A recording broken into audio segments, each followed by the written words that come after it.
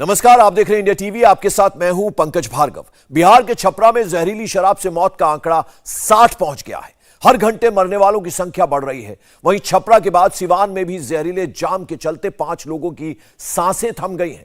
विधानसभा में बीजेपी और महागठबंधन विधायकों के बीच जबरदस्त पलटवार हुआ। यहां तक तेजस्वी के बयान के समय कुर्सी तक फेंकी गई। बिहार विधानसभा में जहरीली शराब को लेकर बीजेपी नीतीश कुमार पर जबरदस्त तरीके से आक्रामक है। उधर साउथ में भी बीजेपी ने अपने कैडर को एक्टिवेट कर दिया है। कार्यकर्ताओं को बूथ मैनेजमेंट सिखाया जा रहा है। दिसंबर के महीने में पॉलिटिकल गर्मी बहुत ज्यादा है, लेकिन नर्वस कौन है, इस रिपोर्ट में देखिए। मोदी की आर्मी चौकस है, 2024 पर पूरा फोकस है। मोदी विरोधी नर्वस हैं, 2024 में विपक्ष का मैटर सीरियस है। 2024 के लिए मोदी ब्रिगेड कितनी तैयार है, अपोजिशन की प्रिपरेशन में कितनी धार है। सबसे पहला सैंपल बिहार से आया है। बीजेपी ने सुशासन पर सवाल उठाया है। जहरीली शराब पर नीतीश को बुरा फंसाया है।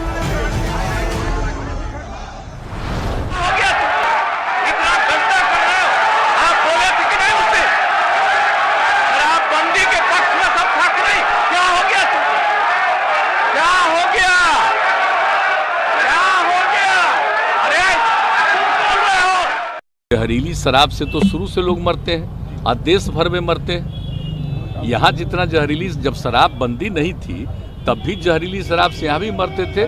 लेकिन अन्य, एक मिनट जान लीजिए जरा, अन्य राज्यों में भी बहुत भारी संख्या में लोग जहरीली शराब से मरते। पिछली बार भी याद है ना, जहरीली शराब से मर गया तो कोई कहा कि इनको मिलना चाहिए कंपल्सन के। बाद जो शराब पिएगा वो तो मरेगा ही। ये तो उदाहरण ही सामने है कि पियोगे तो मरोगे, यही तो बात है। तो इसीलिए अब इसके बारे में तो दुख प्रकट करना चाहिए और उन जगहों पर जा करके समझाना चाहिए। बिहार के छपरा में जहरीली शराब पीने से 39 लोगों की मौत हो चुकी है। अस्पताल में लोग भर्ती हैं, जिंदगी और मौत की जंग लड़ रहे हैं। जिनकी बचने की उम्मीद है, उनकी आंखों की रोशनी जाने का खतरा है। सवाल इस बात का है कि जब बिहार में पूरी तरह से शराब बंदी, तो जहरीली शराब आई कहां से? कौन ला रहा है जहरीली शराब? नीतीश की पुलिस क्या कर रही है? बीजेपी कह रही है नीतीश की पुलिस ही शराब बेच रही है।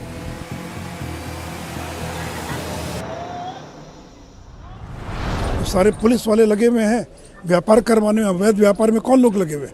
बच्चों का इस्तेमाल हो रहा है। स्कूल जाने वाले बच्चे, उनके बैग में 2 बोतल डाल दी जाती है, जाकर किसी को बेच देता है। 500 रुपया मिल गया, पुलिस की मिलीभगत है। अगर पुलिस चाहे तो किसी की हिम्मत है क्या कि बाहर से शराब लाकर जो बिहार के अंदर बेच सके? तो इसलिए इसके लिए स्ट्रॉन्ग विल पावर चाहिए। अब नीतीश जी का विल पावर खत्म हो गया। एक समय था, लेकिन अब उनका जो स्ट्रॉन्ग जो शक्ति होनी चाहिए, विल पावर होना चाहिए इन चीज़ों को लागू करने के लिए, वो विल पावर खत्म हो गया। नरेंद्र मोदी पे कह रहा है कि इनकी लाल आंखों पर चीनी चश्मा चढ़ा हुआ है। मुझे लग रहा है कि ये चूंकि ये चीनी चश्मा पहने हुए और ये पूरा कहते हैं ना कि विलायती दूध खा करके ये लोग पैदा हुए हैं। ये पार्टी विलायती दूध के द्वारा चल रहा है। देवेंद्र जी दुर्भाग्यपूर्ण है, शर्मनाक है। और उससे भी अधिक मुझे शर्म आती है जब मैं माननीय मुख्यमंत्री नीतीश बाबू की टिप्पणी देखता हूं सदन के अंदर। ये गाली गलौज की भाषा करेंगे वो देश के सीनियर मोस्ट मुख्यमंत्री है ना, लगभग 17 साल से मुख्यमंत्री हैं, केंद्रीय मंत्री रहे हैं। कौन सी भाषा है भाई? क्या हो गया नीतीश बाबू आपको? मतलब है कि नीतीश बाबू ने चीजें संभाल नहीं रही हैं और चले हैं देश को संभालने विपक्ष की ओर से। नीतीश बाबू पहले बिहार को संभालिए। 2024 में बीजेपी किस लेवल पर बिहार की सियासत करने वाली है, जहरीली शराब पर बिहार के बीजेपी नेताओं के तेवर से आप समझ सकते हैं। मामला बड़ा संजीदा है। जहरीली शराब के गुनहगार कहां हैं, इस पर कोई जवाब नहीं आ रहा है, लेकिन सियासी नफा नुकसान खूब समझ आ रहा है। बीजेपी ने हंगामा मचाया तो नीतीश के डिप्टी आ गए। चाचा ने भतीजे को मुख्यमंत्री का सपना दिखाया है। उसके बाद से ही तेजस्वी का नया तेवर सामने आया है। तेजस्वी के दिमाग में भी 2024 ही छाया है। भाजपा के लोग ये बताए कि 4 महीने पहले कोई मृत्यु हुई है कि नहीं हुई। जब गोपालगंज वाला जब कांड हुआ था तो ये भाजपा के लोग मौन धरे हुए थे, क्यों चुप्पी साधे हुए थे? तब कोई कुछ क्यों नहीं बोल रहा था? आज केवल ड्रामा कर रहा था। आज वेल में भी घुस करके जिस तरीके से नेता प्रतिपक्ष होकर के जब सत्र चल रहा हो, सत्र के बीच में इस तरह का ड्रामा करना ये उचित नहीं है। असल में इन लोगों के पास मुद्दा नहीं है, डरे हुए हैं 24 को लेकर के। और इतने बड़े अज्ञानी लोग हैं ये भाजपा के लोग, और इतना बड़का झूठा पार्टी है कि भाई हद है। ये लोग अध्ययन नहीं करता है, रिसर्च नहीं करता है, कुछ भी बोलना है, बस एजेंडा बनाना है। उसके लिए जितना नौटंकी, इवेंट मैनेजमेंट, जो करना हो मार्केटिंग, ये लोग करेंगे। बिहार में लोकसभा की 40 सीट है। 2019 में जेडीयू, बीजेपी, एलजेपी ने मिलकर 39 सीट जीती थी, जिसमें बीजेपी के पास 17, जेडीयू के पास 16, एलजेपी को 6 सीट मिली थी। कहा जाता है कि नीतीश का नहीं, ये मोदी का जादू था, इसीलिए इतनी सीट आ गई। बीजेपी को मोदी और नीतीश दोनों की पावर का पता है, इसीलिए बीजेपी नीतीश पर जमकर हमलावर है। लोकतंत्र की हत्या की जा रही है। आज पूरे दिन प्रतिपक्ष को बोलने का मौका नहीं दिया, कैमरा को भी प्रतिपक्ष के तरफ से हटा के रखना, उसकी आवाज को दबाना। अभी तक जो बाहर में सेंसरशिप बिहार सरकार मुख्यमंत्री नीतीश कुमार जी के द्वारा था, अब वो सेंसरशिप सदन के अंदर वो वातावरण बना दिए हैं आवाज को दबाने के लिए। लेकिन ये आवाज नहीं दबेगी। जनता के बीच जो हमारे गरीब, हमारे बिहार की जनता की मृत्यु जहरीली शराब से हुई है, जिसकी मौत हुई है, हम लोग जा रहे हैं उनसे मिलने के लिए। और मुख्यमंत्री जी, जो आपने कल कहा था कि बर्बाद कर देंगे, और जिस तरह से अमर्यादित भाषा का उपयोग किया सदन के अंदर, आपने माफी नहीं मांगा। आसन का निरपेक्षता कहीं से दिखाई नहीं पड़ रहा है। अब जनता आपकी बर्बादी की कहानी लिखेगी। 2024 की तैयारी के लिए बीजेपी ब्रिगेड नीतीश पर सबसे ज्यादा हमलावर है, क्योंकि नीतीश 48 घंटे पहले ही 2024 में बीजेपी के रथ को रोकने का ऐलान कर चुके हैं। नीतीश भले ही दावा बड़ा बड़ा कर रहे हैं, लेकिन क्या नीतीश के कहने पर विपक्ष मोदी के खिलाफ एकजुट होने को तैयार है? मोदी के खिलाफ सेना तैयार करने में नीतीश अगर अगुवा बनते हैं तो उनके लिए 3 राज्य के मुखिया सबसे बड़ी चुनौती हैं। पश्चिम बंगाल से ममता बनर्जी, दिल्ली से अरविंद केजरीवाल और तेलंगाना के केसीआर। इन तीनों की राजनीति कांग्रेस विरोधी रही है। तीनों अपने भीतर प्रधानमंत्री मटेरियल देखते हैं।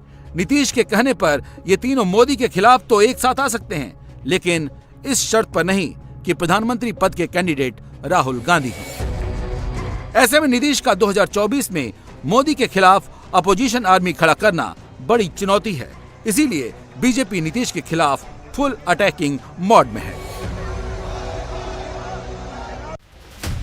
2024 में किसकी कितनी तैयारी, इसका दूसरा सैंपल कर्नाटक और तेलंगाना से आया। मोदी की आर्मी इन दोनों स्टेट में एक्टिव हो गई है। बीजेपी अध्यक्ष जेपी नड्डा दोनों स्टेट के दौरे पर हैं। कर्नाटक में सूबे को बचाने की दरकार है और 28 लोकसभा सीट का सवाल है। विरोधी अभी रणनीति बना ही रहे हैं, जबकि मोदी ब्रिगेड मैदान में उतर गई है। जेपी नड्डा ने कोप्पल टाउन में कर्नाटक के 10 जिलों में बनाए गए बीजेपी दफ्तर का उद्घाटन किया। यादगीर और कलबुर्गी जिले में मार्च तक ये दफ्तर बनकर तैयार हो जाएंगे। जिन 10 जिलों में ऑफिस बनाए गए हैं, उसमें ज्यादातर जिले हैदराबाद कर्नाटक रीजन में आते हैं। मुंबई कर्नाटक और ओल्ड मैसूर रीजन में भी जिला स्तर पर पार्टी कार्यालय खोले गए हैं। मार्च महीने के बाद इन्हीं दफ्तरों में बीजेपी चुनाव का काम करेगी। कर्नाटक को अगर 5 रीजन में बांटकर बात करें तो सेंट्रल कर्नाटक, मुंबई कर्नाटक और कोस्टल रीजन में बीजेपी काफी मजबूत है, क्योंकि यहाँ लिंगायत समुदाय का दबदबा है। लेकिन हैदराबाद कर्नाटक रीजन और ओल्ड मैसूर रीजन में बीजेपी को काफी मेहनत करनी है। यही वजह है कि बीजेपी इन दोनों रीजन्स में अभी से एक्टिव हो गई है। बीजेपी कर्नाटक में भी गुजरात की सफलता को रिपीट करने की तैयारी कर रही है, लेकिन गुजरात की तरह कर्नाटक में कांग्रेस इतनी कमजोर दिखाई नहीं दे रही। कर्नाटक ही एकमात्र ऐसा राज्य है जहां पर कांग्रेस को इस बार संभावनाएं नजर आ रही हैं। इसकी बड़ी वजह है राज्य बीजेपी का कमजोर नेतृत्व और सरकार पर लगातार लग रहे भ्रष्टाचार के आरोप। मोदी आर्मी युद्धाभ्यास में जुट गई है। कर्नाटक में बीजेपी ने पूरा जोर लगाना अभी से शुरू कर दिया है। उसकी वजह भी है। 2019 में आम चुनाव में कलबुर्गी संसदीय सीट से बीजेपी ने पहली बार कांग्रेस के कद्दावर नेता मल्लिकार्जुन खड़गे को हरा दिया था। मल्लिकार्जुन खड़गे फिलहाल कांग्रेस पार्टी के नेशनल प्रेसिडेंट हैं। कर्नाटक में बाजी जीतकर बीजेपी बड़ा संदेश देना चाहती है, लेकिन मोदी विरोधियों की क्या तैयारी है? कर्नाटक में कांग्रेस को अपने 40% सरकार के अभियान पर भरोसा है। साथ ही कांग्रेस को लगता है कि बीजेपी के जो सबसे बड़े चेहरे हैं प्रधानमंत्री नरेंद्र मोदी, भाषा की दिक्कत के चलते कर्नाटक में उनका जनता से सीधा कनेक्ट नहीं बन पाता है। कांग्रेस को लगता है कि कर्नाटक में इसी वजह से मोदी मैजिक काम नहीं करेगा। कांग्रेस के लिए सबसे बड़ी परेशानी पार्टी की अंदरूनी कलह है। ये बात किसी से छिपी नहीं है कि कर्नाटक कांग्रेस में कई गुट हैं। प्रदेश अध्यक्ष डीके शिवकुमार और सिद्धारमैया दोनों में सीएम बनने की होड़ मची हुई है। एआईसीसी के अध्यक्ष मल्लिकार्जुन खड़गे का अपना खेमा है। इन सभी गुटों को एकजुट रखकर चुनाव में जाना कांग्रेस के लिए सबसे बड़ी चुनौती है। कर्नाटक की जमीन से आज बीजेपी के राष्ट्रीय अध्यक्ष जेपी नड्डा ने कहा कि अगर कर्नाटक की जनता बीजेपी को आशीर्वाद देती है तो वो कर्नाटक में भी गुजरात का विकास मॉडल लागू करेंगे। बीजेपी को ये अच्छे से पता है कि अगर पार्टी को दक्षिण में खुद को मजबूत करना है तो कर्नाटक में दोबारा सरकार बनानी होगी। पार्टी के सामने चुनौतियां कई ज्यादा हैं और वक्त बहुत कम, इसीलिए पार्टी ने समय से पहले ही चुनाव की तैयारी शुरू कर दी है। वहीं कांग्रेस को भी इस बार कर्नाटक में संभावनाएं नजर आ रही हैं, लेकिन पार्टी के अंदर की कलह जग जाहिर है। सिद्धरामैया और डीके शिवकुमार के बीच आपसी खींचतान किसी से छिपी नहीं है और ऐसा प्रतीत होता है कि नेताओं के बीच ये आपसी खींचतान पार्टी के लिए बीजेपी से भी ज्यादा नुकसानदेह साबित होंगी। बीजेपी की नजर तेलंगाना विधानसभा चुनाव और 2024 में होने वाले लोकसभा चुनाव की तेलंगाना की 17 सीटों पर भी है। केसीआर नए नाम से अपनी पार्टी भारत राष्ट्र समिति के दफ्तर का उद्घाटन करने दिल्ली आए थे तो जेपी नड्डा तेलंगाना पहुंच गए। इसका मतलब आप समझ सकते हैं कि 2024 में किस फ्रंट पर विपक्ष लड़ रहा है और किस फ्रंट पर मोदी की आर्मी। मैं केसीआर को बता देना चाहता हूं कि ये प्रजातंत्र है। दमन को प्रजातंत्र के अंदर इतिहास के कूड़ेदान में दफन कर देती है ये जनता है। इसको पहचानो, इसको समझो। केसीआर की सरकार भ्रष्टाचार, अनाचार, प्रजातंत्र का गला घोटने वाली और जनता विरोधी नीतियों के साथ वो यहां पर काम कर रही है। ऐसी सरकार को न रहने का अधिकार है, न काम को आगे बढ़ाने की दृष्टि से उन्होंने कोई काम किया है। अब समय आ गया है जब उनको गुड बाय कहा जाए, उनको आराम दिया जाए और हमारे लोगों को काम दिया जाए और सरकार को आगे बढ़ाने का अधिकार। आज मुझे दुख के साथ कहना पड़ता है कि यह स्टेट तेलंगाना जो एक समय में सरप्लस स्टेट थी, उसको आज डेट में डालने का काम किया है तो केसीआर ने किया है। उसको अंधेरे में धकेलने का काम किया है तो केसीआर ने किया है। और आपको जानकर आश्चर्य होगा कि आज तेलंगाना प्रदेश जो आज से 8 साल पहले सरप्लस स्टेट था, आज 3.29 लाख करोड़ रुपए के डेट में खड़ा है ये हमारा प्रदेश।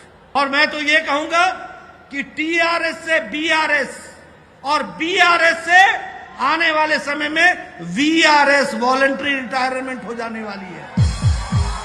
वीआरएस लेने वाले हैं, वॉलंटरी रिटायरमेंट स्कीम को लेंगे।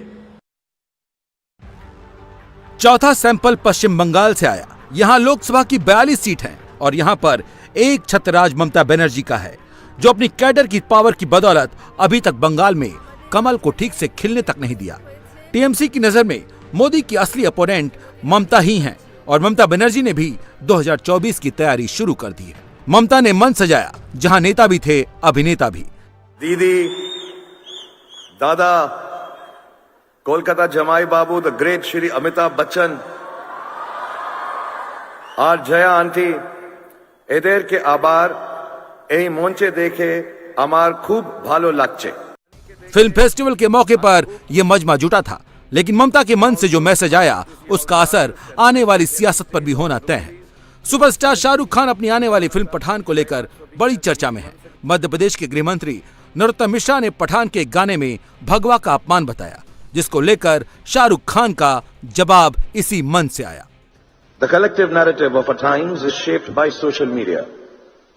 and contrary to the belief that the spread of social media will affect cinema negatively. India TV हर वक्त हर जगह डाउनलोड करने के लिए सर्च करें India TV news Google Play Store या ऐप स्टोर पर।